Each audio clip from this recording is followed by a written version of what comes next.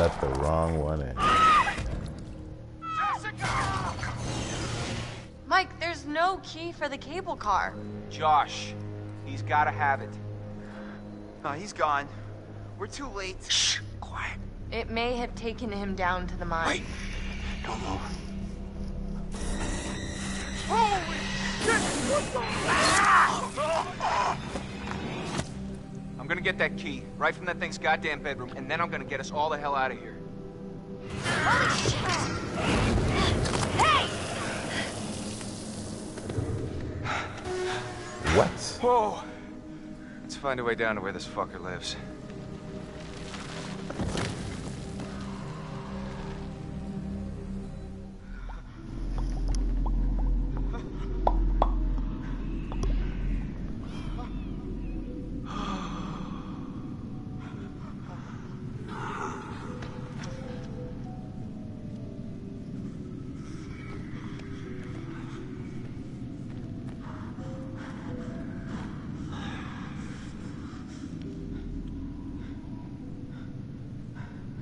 I wonder how much these sessions are of any help to you now. Just won't listen to me, and things seems pretty fucked up.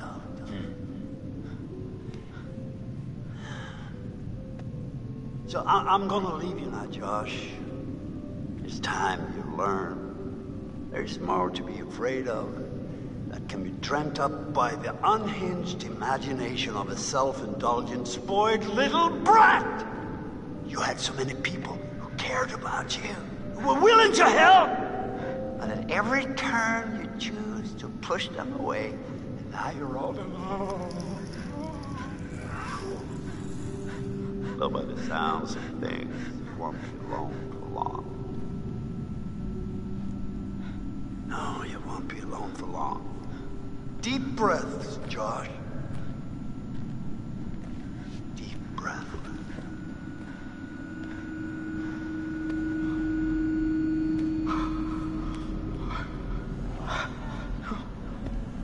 No.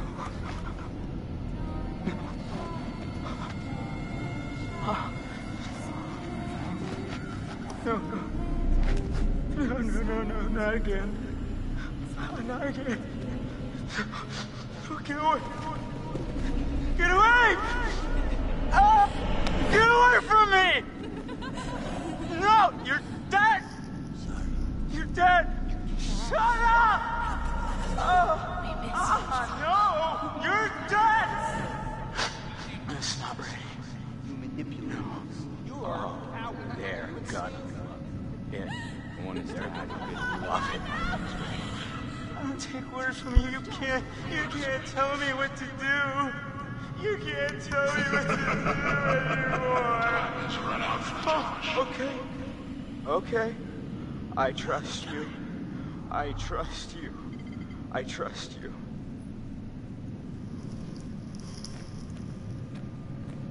No. You're not real. You were all alone down there. No, not again. All alone. But you're with us now. Family. Get away from me! Get away! Why didn't you save us, Josh? Why did you want us to die? I didn't want you to die. I swear.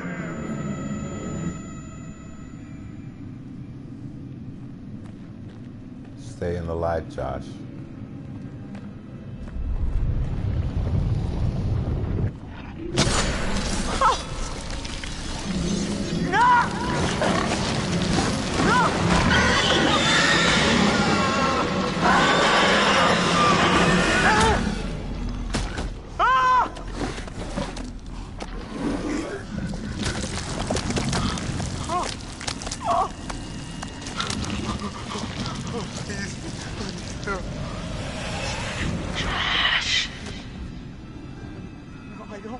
I don't take orders from you. Dagger ought to pray. No! Is this what you want? No! No! Why are you doing this? Leave me alone! Why are you doing this? Why didn't you save us, Josh? Why did you want us to die?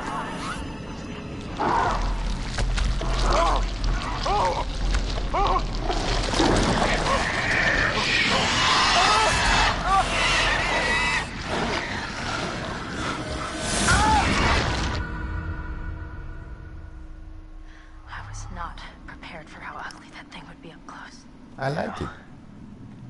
So, I noticed something kind of weird about it. That is some of the sickest Wendigo. shit, though. It had a scar. So? Seen it before. What are you talking about? Saw these old pictures of some guys with that scar, and he was transforming into a Wendigo. You're kidding. He's one of the miners who'd been trapped back in the 50s in the cave-in, which means that thing is 80 years old. At least. Spunky for an old-timer.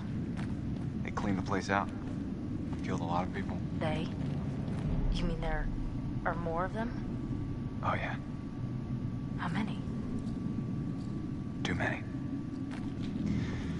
Someone's playing with the rattler in there. Still there. How can you tell? I don't know, I just feel really terrible all of a sudden. Ditto. I really don't want to go in there. There's no other way through.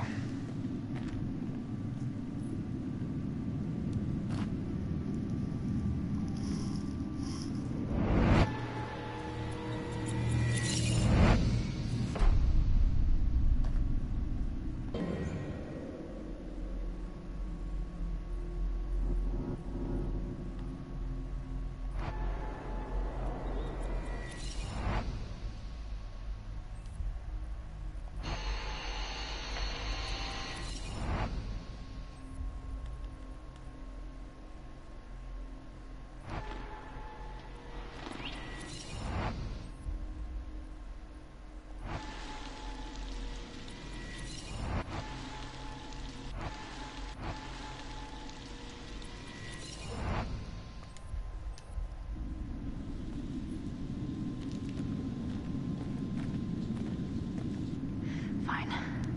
I'm going in. Oh. Come on, it's okay. You sure? I'm not dead yet. Famous last words. Oh, It's freezing. I can't feel my fingers. Yeah, fingers. Wait a minute, I cold. thought you reached the deepest part. Oh, I didn't say that. I said it was okay. Meaning, like, there weren't any sharks or anything in here. Sharks? Great. Thank you.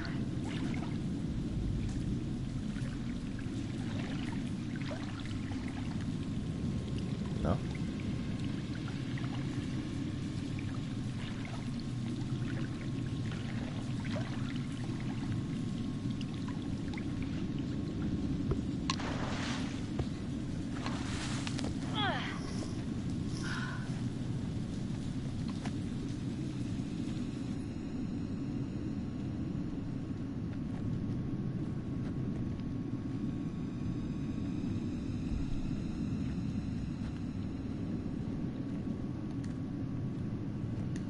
Shit.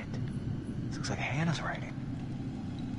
Day 1. My little sister is dead. The fall killed her. I watched the color drain from her face. My leg is broken. I'm all alone, stuck here with Beth's body. Someone will come soon.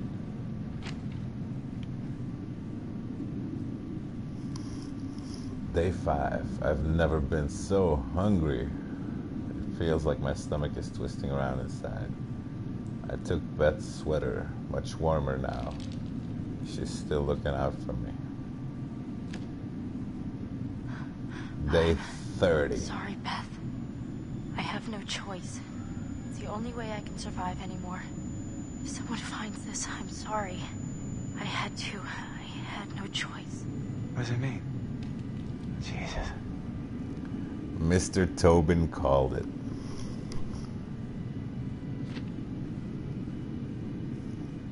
Day 33. My hands feel unclean. My nails fell out, pushed out. I am aching, but no more cold, no pain. I'm getting stronger. Further writing dissolves into scrawls. Devolves. It just says hungry, hungry, hungry. Doesn't say hippo. So what? What does that mean? Did she kill her too? Her own sister? I don't know. How the hell could they even stay alive down here? I don't know, Michael. There has to be an answer down here. Mike, just calm down. She ate her face off.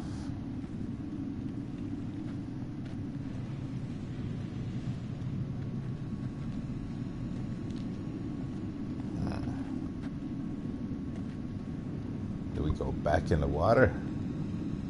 That seems like a dumb idea.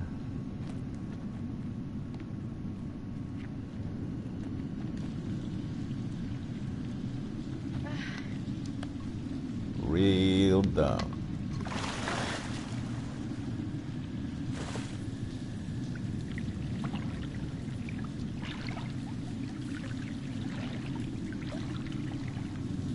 Oh, come the fuck on.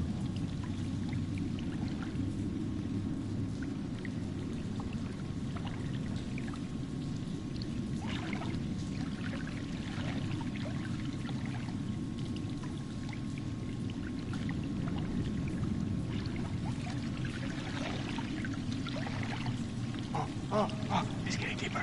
Yeah. Okay. Oh, hey, it's looking up again.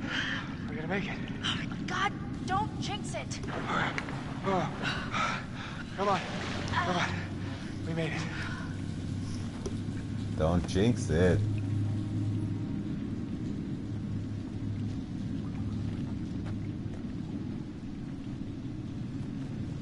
You're in my way, Michael.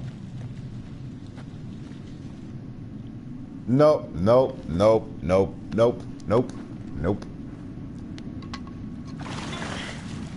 Her wrong knee is bloody now, by the way. It was her other knee.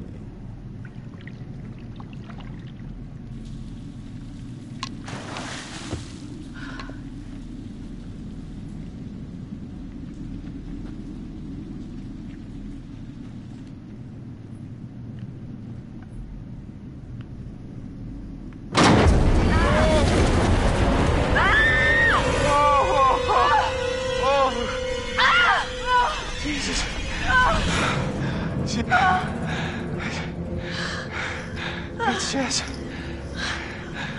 Jess.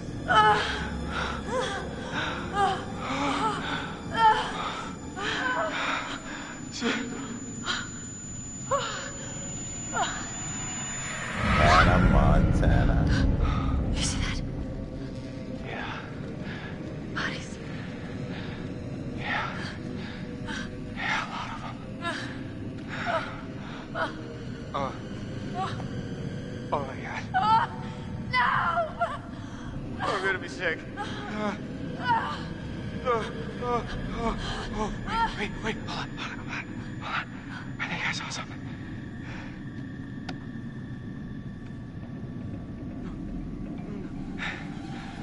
No, I don't take orders from you. I don't take orders from you. You can't tell me what to do. You can't tell me what to do anymore. You can't tell me what to do. Oh, okay. I trust you.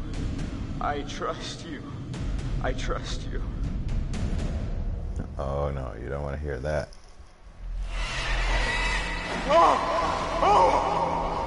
What's the matter? He's tripping or something. Josh! Mike. Josh! Hey, man. Don't hit me, please.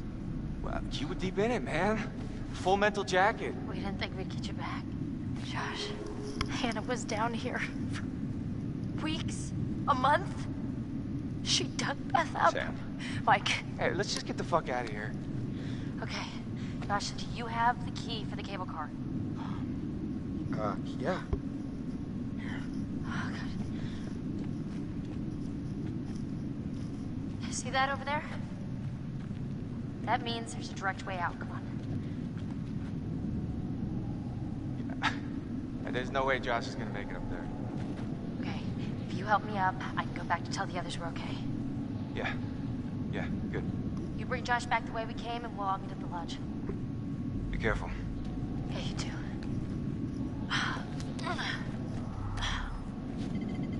Alright, let's go, you fucked up son of a bitch.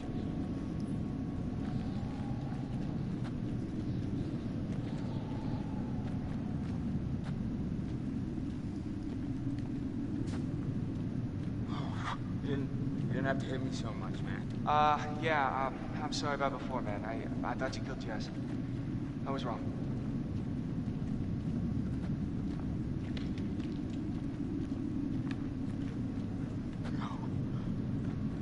No.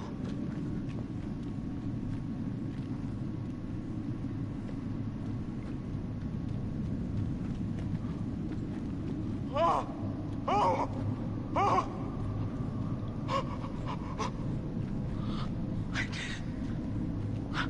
I didn't want you to die.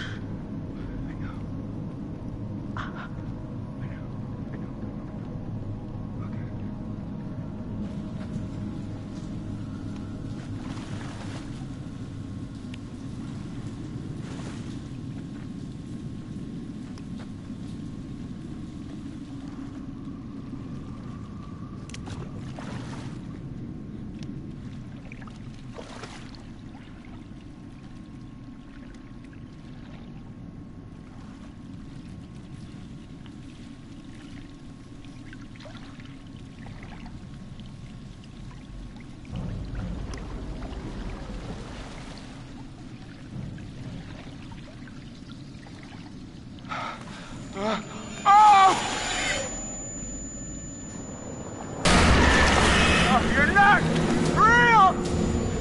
No, you're not! Hannah! Oh! Oh! Oh! No!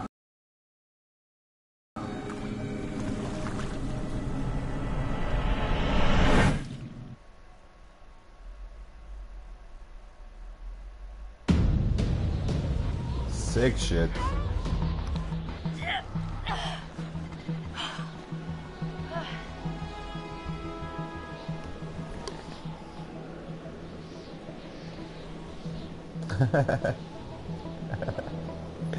Someone should have told them they're real.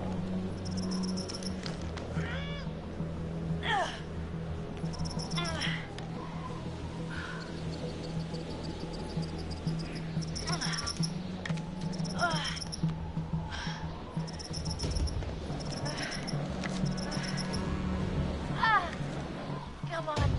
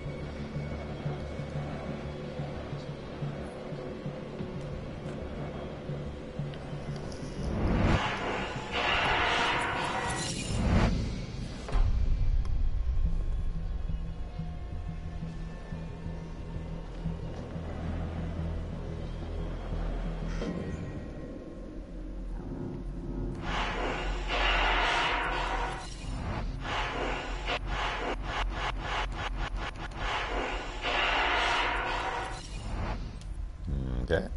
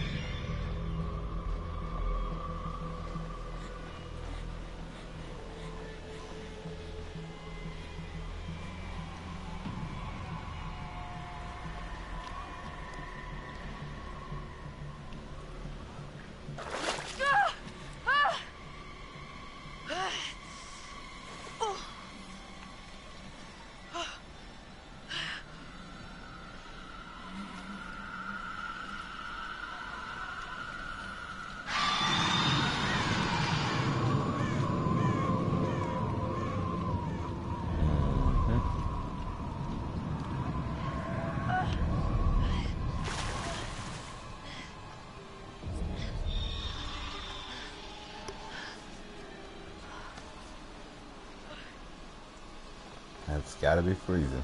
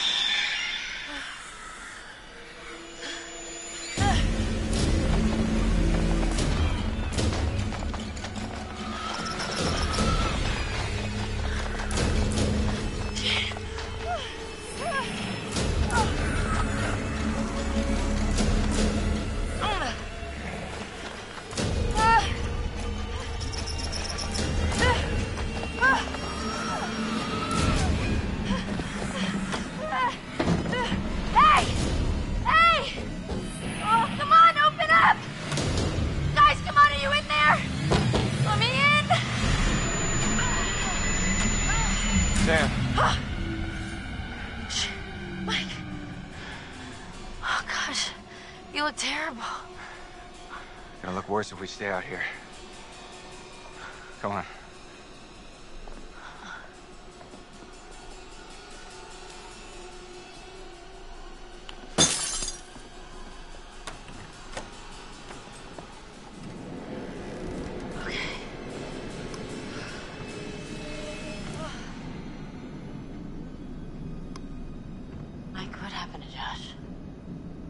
Got him.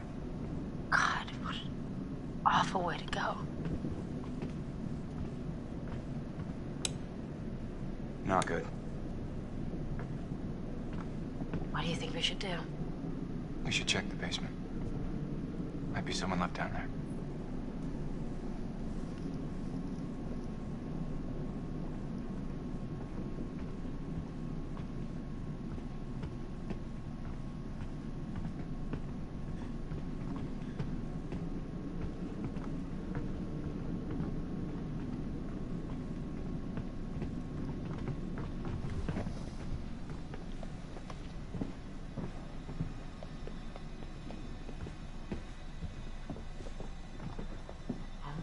How do you rate our chances of survival? Hmm? I'm trying not to think about it. Go, go, go! Go! We gotta go! Run! Oh, shit!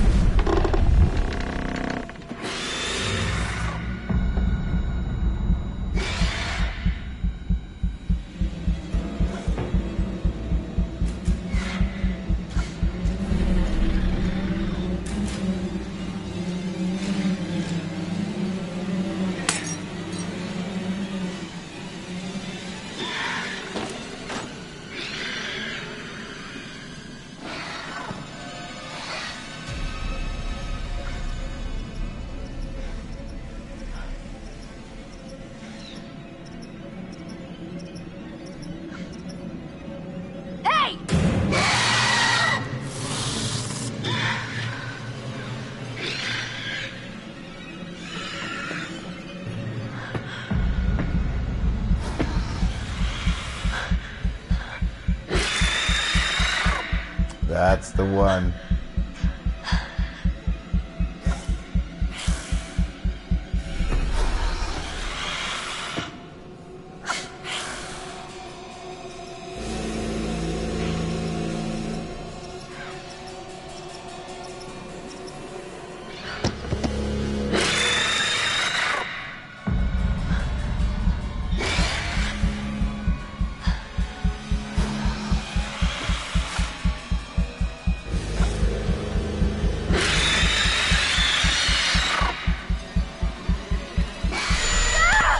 Oh, no way.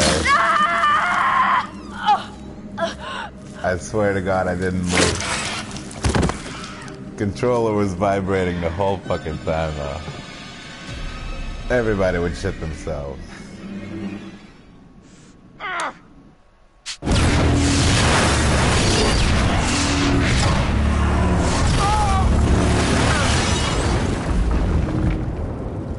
The thing is though, when those dickbag monsters started attacking each other, why hasn't this happened before?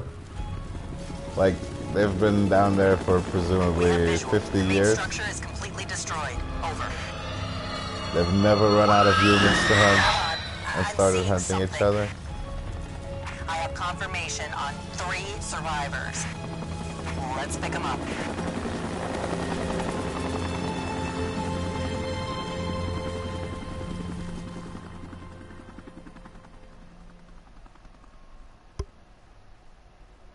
Fuck! No!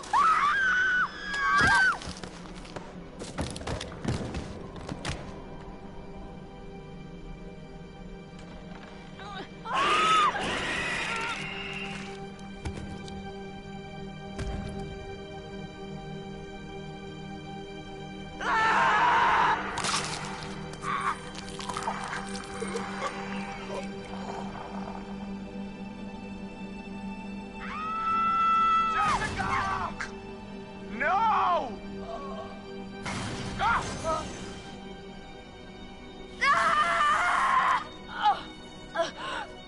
That should not have fucking happened. I'm suing Sony over their movement of their controller while vibrating. I don't know how to describe him. I mean, You said you thought he was stalking you at first. Did anyone else in your group think that? well, yeah. Is it possible they could have killed him? What? No. No, you don't understand. Don't you And understand? if he attacked you, He saved my life. And I watched him die. He held it right up to my face. Right here, right in front of my nose, and he could have shot me. He almost shot me, the prick.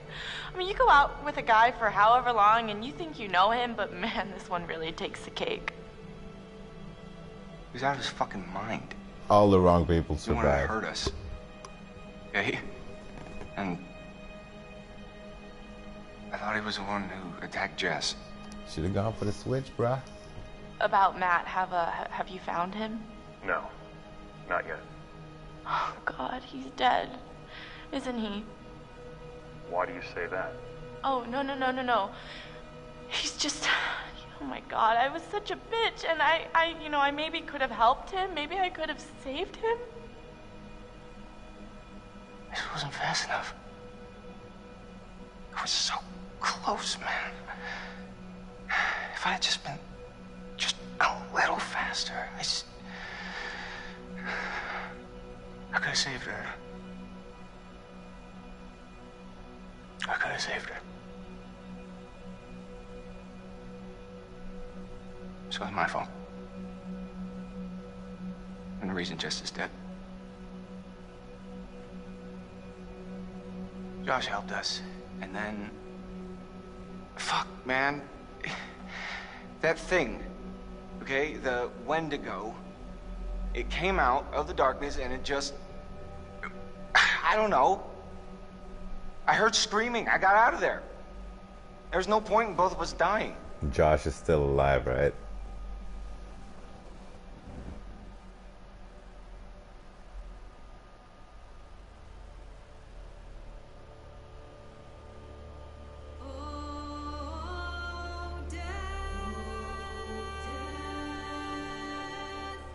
There you go.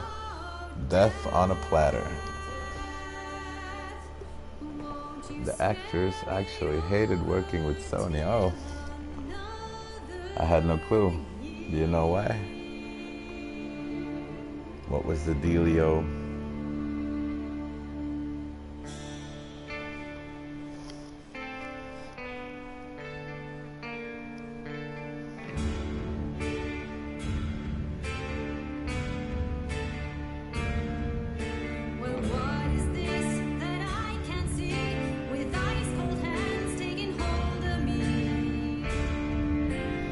Pretty sick game in every sense of the word.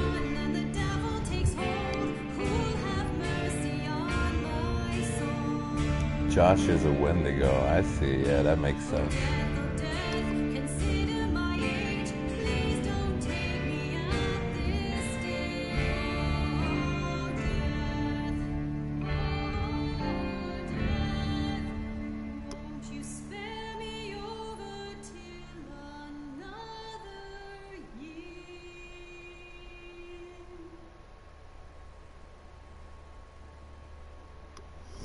Sick game though. Yeah, pretty cool. Epilogue.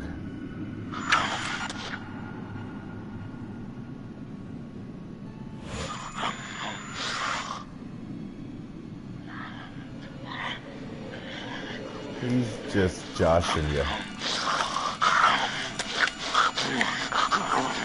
There's something down here. We have a visual on a survivor. One survivor, repeat. Is that? Oh, fuck. Stay back! Stay back! No! Stay back! Bravo.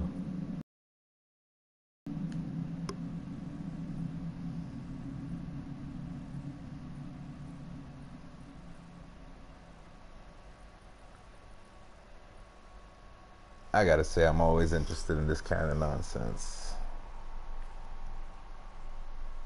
So I guess I'll check it out. Hope it's not too long. Sony rushed the actors. They work more hours than the show. Recording until dawn. My name is Rami Malek, and I play Josh. My name is Megan Martin. My name is Brett Dalton. My name is Antonella Lentini, and I played Hannah and Beth. My name is Jordan Fisher, and I play the character Matthew, Matt for short. I'm Nicole Bloom, and I play Emily in the game. My name is Noah Fleiss. I am Galadriel Steinman, and I play Ashley. So Until Dawn is the story of 8 teenagers who revisit this cabin in the woods about a year later after a really traumatic experience where I've lost 2 of my sisters, so coming to kind of get some closure in that respect. One of the things that Larry does really well is make these multi-layered characters, and I think for just the story in general, it follows the quintessential horror film plot lines, but the characters are so unique in themselves, and I think that's very cool. Oh, yeah, this was the right thing to do. What? You know, getting everyone together on the anniversary. I mean, Josh seemed really pumped about us all doing something, didn't he? Yeah, no, he definitely. Good. Good. Sam and I have a few things in common, such as being huge lovers of animals, and she's a huge animal lover. She's vegan. She is a pacifist. I'm not quite sure if I'm gonna go as far as saying that I'm a pacifist, but she's spunky and cool. I know that Rami Malek.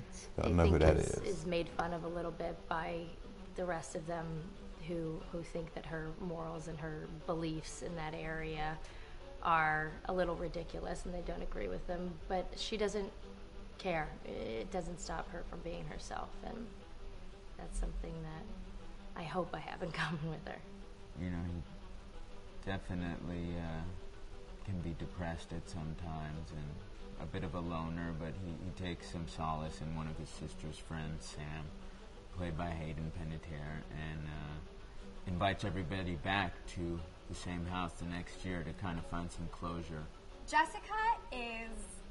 She has a whole lot of personality. She is definitely the sort of mean girl character that, you know, at school she knows she's pretty, she knows that boys like her, and she's going to use it to her advantage. He's got a big heart, and you can tell that's very evident, especially how he treats his girlfriend, Emily, and, you know, he's kind of a meathead, but Josh, in the best way possible.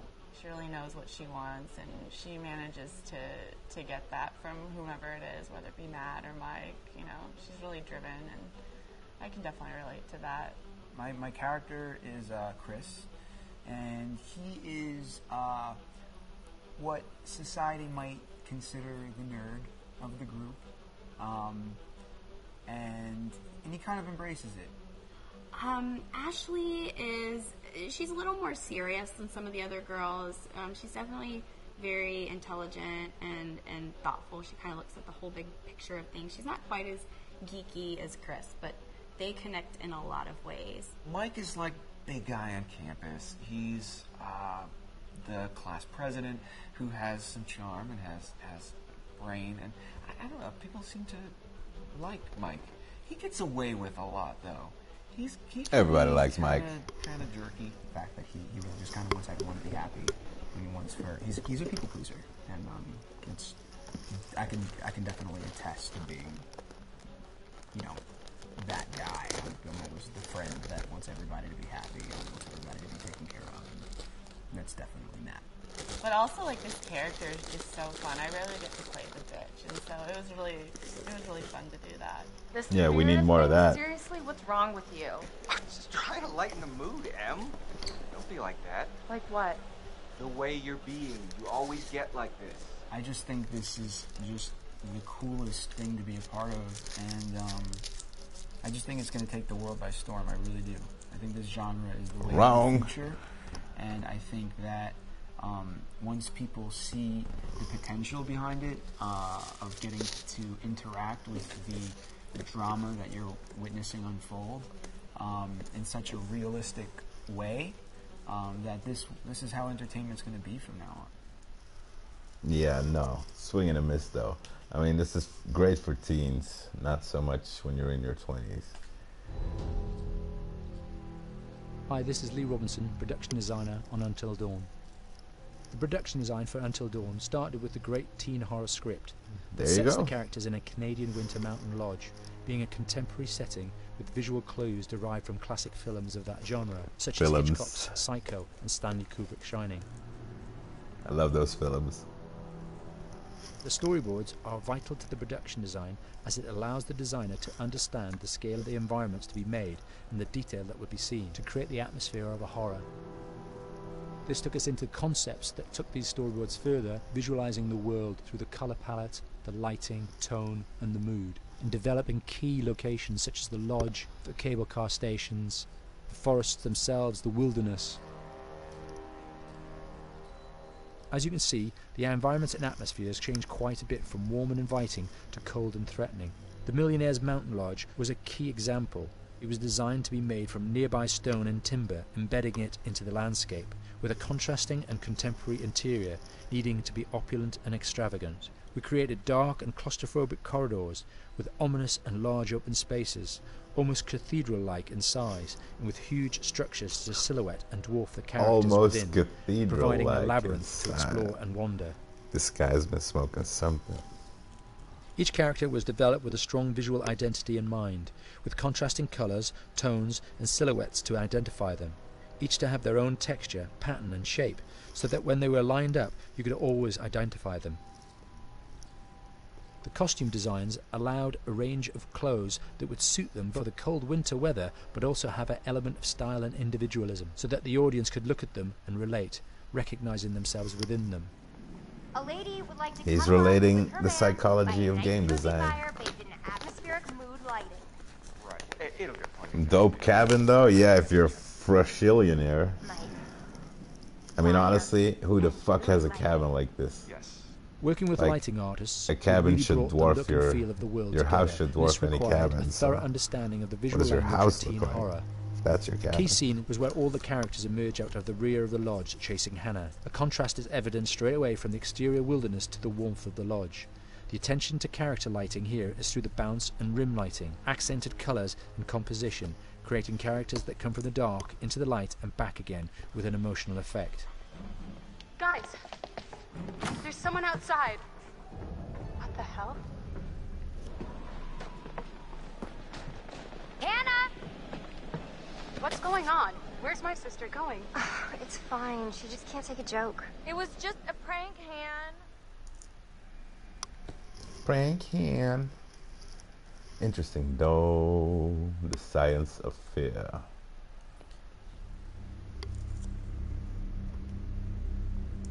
Yeah, they tried a lot of shit. It's a game that's full of horror.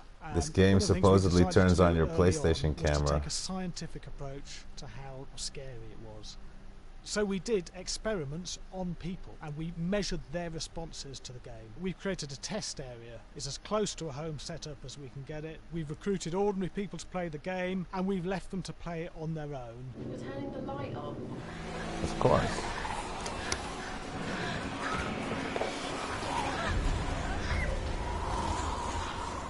The only difference is it's rigged with cameras and microphones that relay the data through to the next room where people are watching them play. Bracelet here we use for biometric testing. It measures the player's emotional response. Yeah, exactly. Galvanic response sensor. That's how they made this contact game. with the user's skin, and it measures the electrical conductivity across their skin. It's the same principle as an old-fashioned lie detector. When you're stressed, you sweat a little. Very sensitive. It picks up tiny changes if the player is feeling anxious or scared. That data's fed back to a testing team, comes through as a graph. Yeah, Mr. Washington. I'm so sorry. Ooh.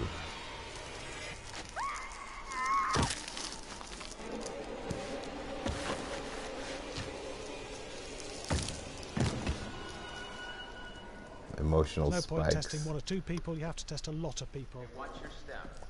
When we have a scare that's consistently has a measurable emotional response. See, this is an interesting job in game design. That, it goes back to the team for improvement. Oh, this the shit. data doesn't tell us what's wrong with the scare, it only tells us if it's working or not. Wait, okay, so you hear that too, right? Josh. Here we have a chapter relatively early in the game. Weirdly regular. Nothing regular about it. We have to create tension and anxiety in the player so they are ready to receive the scare.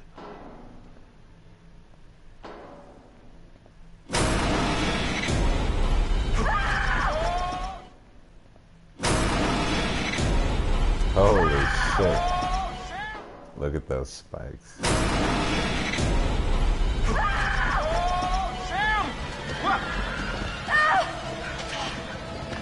Yeah, I was playing just like that on my couch. To cool down, to calm down, and then start building the tension again before we do the next scare.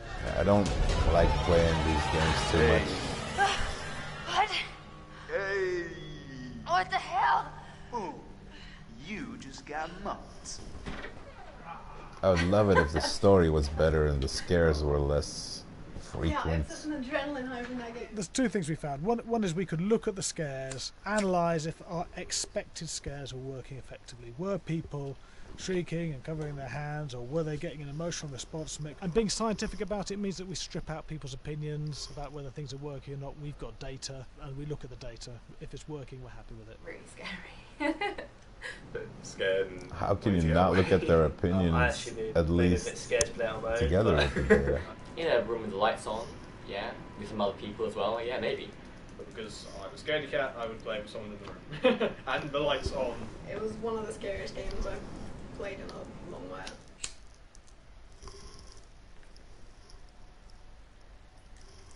1,000 pages of dialogue. Hi, Larry. Hey, Graham.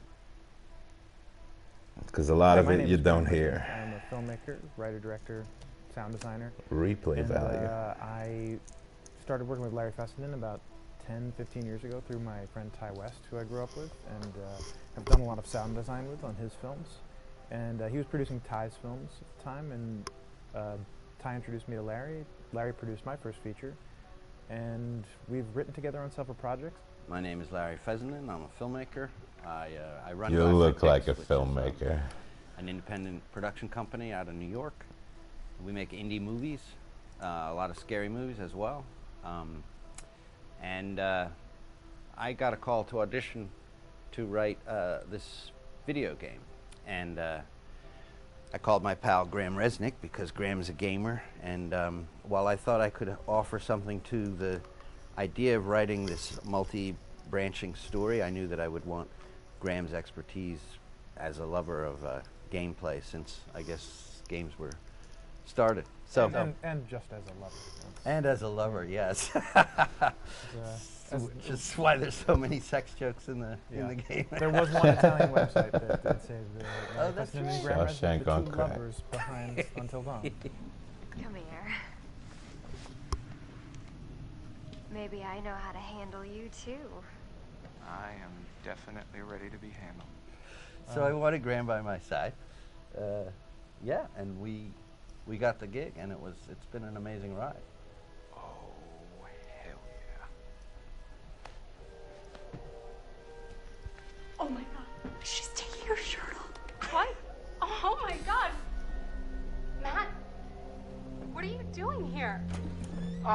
Hannah. I'm sorry, Hannah. This all got out of hand, but... So in the game, the basic setup is that a year prior to the game's start, all these kids had gone up to a ski lodge that was owned by the parents of one of the kids, or a couple of the kids, and some of the teenagers played a prank on some of the other teenagers, and a terrible tragedy occurred when a few of them, two sisters, ran out into a blizzard, and were never seen from again. We're never seen from again. We were never seen from again.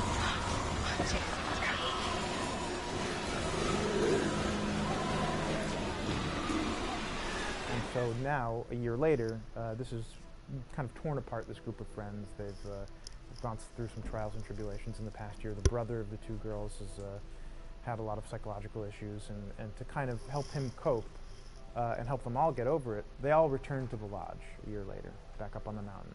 And the idea is to get over it, but... the healing does not begin.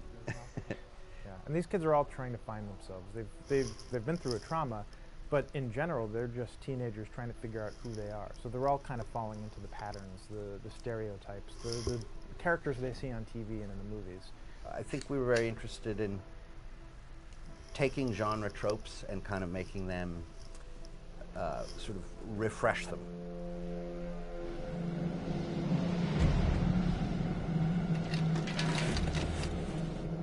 Hey, did you see that? Dad said it'd just be us this weekend. We're familiar with how slasher movies work. Most people have seen some horror movies, and we have established notions and preconceptions about the roles of the players in horror movies and how they talk and how they get killed and how they have sex.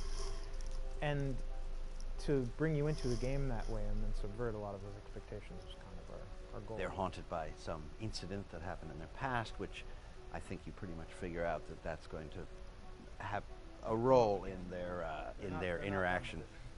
Yeah, so I think what was fun was we take some sort of stock characters and we try to give them some shape, but at least at the beginning they're recognizable in the way of groups of friends. There's the jock and the bitchy girl and the rivalries between everyone. And oh my gosh, and really fun characters too.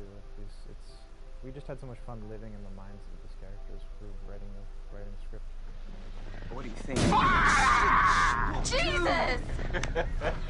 It was fun. I think we were looking to get that kind of banter that you see both in movies, but also that you absolutely have with friends, and sort of those inside jokes. And of course, as writers and as friends ourselves, we sort of developed little tracks, and we try to give the characters that kind of vibe.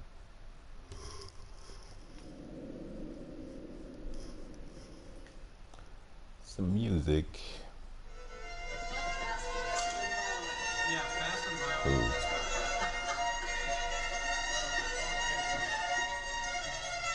I heard a lot of those Native American instruments, like rattles and maybe just a few rattles, I'm not sure.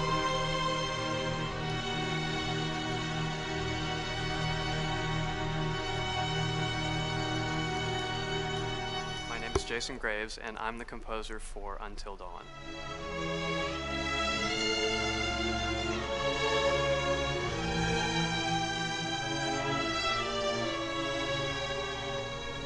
I've been involved with Until Dawn for about a year now. Originally, I was contacted by Barney Pratt, the audio director. I think that had something to do with my lineage of horror games, and hopefully not the fact that my last name is Graves, although a lot of people seem to associate my name with scary music. That's why I started only wearing black shirts.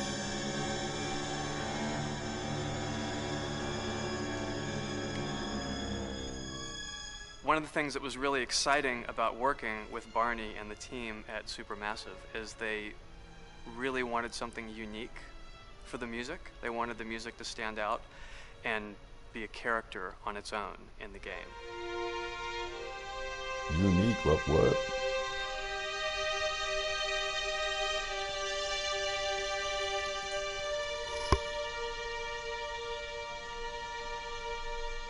When I'm first starting on a new score, and it doesn't matter if it's film, television, or games, I always end up going to the main theme. Sometimes the developer or producer isn't even necessarily interested in the main theme at the beginning. I just want to do it for myself, because for me, the main theme is the identity of the game. It establishes the mood, the atmosphere, and the character of the music, and how it's going to be playing in the background. And that's what we did with Until Dawn. That was actually my demo pitch to Supermassive Games. I put a main theme together, recorded all the instruments at my studio, and sent it to them. And they liked it. We actually ended up recording that exact theme, all the instruments and everything, live here at Ocean Way, probably 9 months ago. And that's what we've been using in all the demos for the game, and that's the final version of the theme that is the main theme that you'll hear on the menus and in some key pieces of gameplay.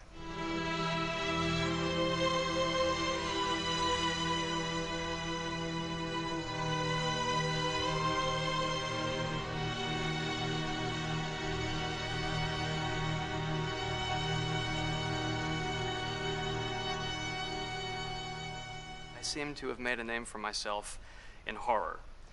And there's something about scary music. I think it's maybe the lack of rules. The biggest rule in scary music is there are no rules, so you can do anything you want, and actually, if you end up doing things that don't feel like they would work out together, they kind of clash, and it ends up being even more effective for scary music. So that's what really drew me to Until Dawn, was the textures, plus writing thematic material that is interwoven with the scary textures. I haven't really done anything like that before. Usually it was just all tension all the time, and that's fun and it's great, but I'm actually at heart a very melodic composer. That's the kind of music I love listening to, and that's the kind of music I love writing. That's the kind of music I got to work on in Until Dawn. Very nice. Oh, did he say that exactly at the same time? Mocapping. We're gonna be mocapping. This guy's talking about music. I don't know. I didn't find him particularly interesting. This, though, fascinates me. A believable facial performance in game is to capture topographically the actor's range of emotional expressions as separate versions of the same head. Every tiny nuance gets digitized and merged, effectively creating a model that can recreate every facial movement that the actor makes. Once the topography has been recorded, the actor's performance itself can be captured by using a predetermined set of marker points drawn precisely on the face and a high-def helmet cam, wirelessly linked to capture devices. The camera is the small box where it looks like the microphone should be. Outro Sam. Mark. It records in high def the movement of the dots throughout the performance that will drive the expressions captured earlier. Yeah, look, if he's not actually running, you can tell. Unlike other systems, this form of capture is far less lossy because there are fewer interpretations between performance captured and performance rendered finally in game. The audio is also recorded via two separate lavalier mics attached to the helmet. It takes a while for the actors to acclimatise to carrying around the recording devices and the helmet cams, but very soon the shoot becomes similar to any other effects shoot or a green screen shoot.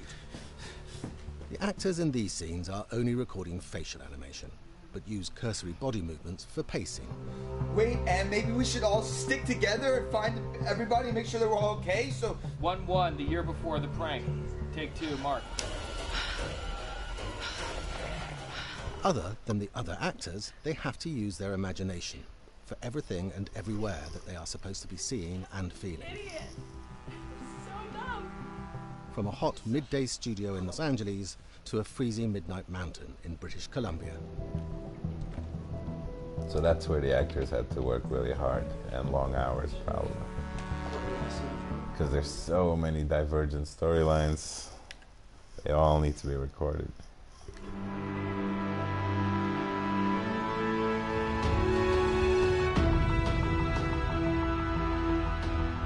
Because Until Dawn has a dynamic, ever-changing story, the facial performances and the body performances are recorded separately, with different systems.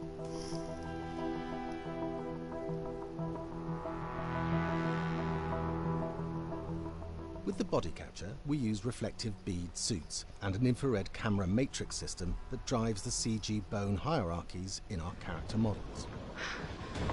CG bone hierarchy. These performances cover everything from character locomotion, scene-specific performances and stunt work, most of which was recorded at studios in Pinewood and Shepperton, near London. Hannah. Hello? Combining all the elements seamlessly in the final game becomes a formidable editing and logistical task. Every variation, both physical and emotional, must be combined in these multi-edits. Scaffolding props have to stand in for the sets, because the hundreds of infrared cameras have to be able to see all of the reflective beads on the actor. No, sir, I don't like it.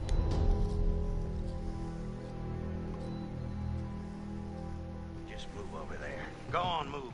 Let me say what I came to say. I'm here to tell you what you're up against being back on this mountain. You should never have returned. I don't know why you did after what happened last year. You mean with Hannah and Beth? Yeah, how could you know without being involved? I don't take kindly to you kids coming up here to my mountain. Your mountain. The mountain don't belong to me, it's true. But it don't belong to the Washingtons. This mountain belongs to the Wendigo. Hi, this is Lee Robinson, production designer at Supermassive Games. Understanding the ancient myths of the Wendigo was key for their development that helped the visual look. Through sketches and concepts, these elements were visualized, such as eyes being milky, almost dead, with loss of lips and eyelids due to frostbite, fangs growing and arms and legs getting longer, with skin hardening and thickening to look snarling and menacing, yet withered and lean. What the hell was that? Another fucking piece of... Fingers and toenails extending like claws, allowing them to climb effortlessly. We made them look gaunt and weathered, and having ragged remains of clothes they wore. Blood-stained and rotten, with patches of hair still remaining, they retained strong skeletal limbs, which enable them to be agile and quick through the environment. Where are you? My name is Jamie Gallipo, animation director at Supermassive. Alright, peace out, man. Back to the future. Thank everybody for watching. On the creature was to be very strong, to be extremely fast. We wanted a spider-like movement to the creature. 1 minute to scampering, to leaping, and then crawling. Almost instantaneous. And finally, we wanted the creature to have this real, uncontrollable thirst for flesh.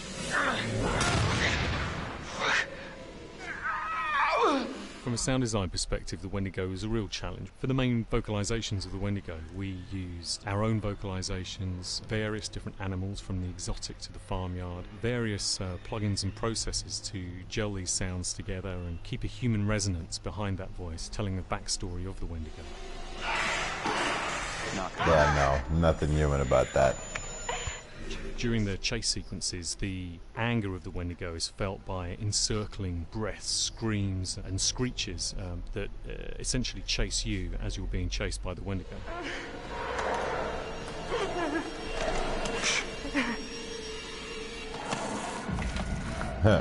We would would layer them This up don't in a move multitude marker of is layers, gonna sometimes forever 15, haunt my 20 dreams. sounds playing at the same time, to build up the vocalizations for this fearsome creature which is always in attack mode, hyperactive, and chasing you throughout the game.